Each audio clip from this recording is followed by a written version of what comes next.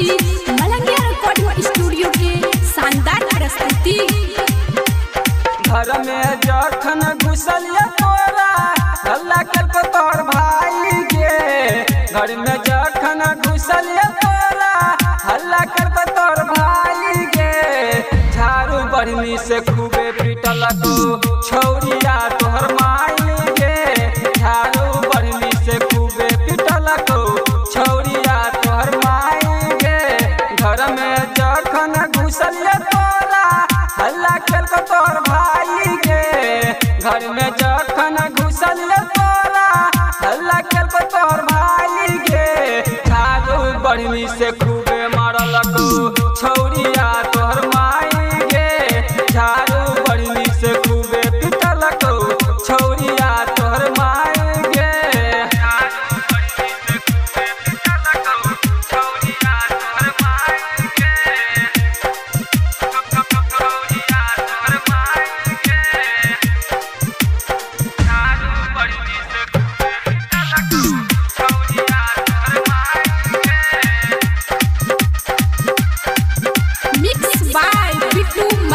तोड़ दिलकै मुँह मारी के हमारा, तोड़ दिलकै हमारा हाथ गे,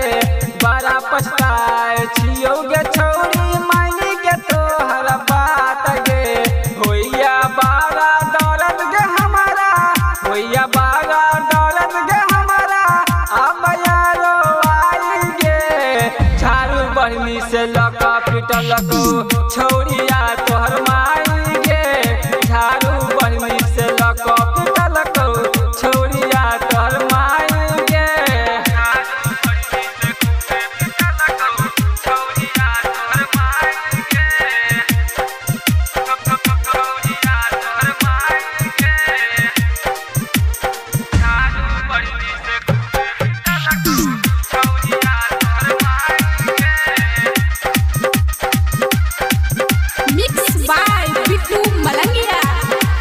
मिलैला तोरा से आले हम चलियो सबसे बहाना बना के गे,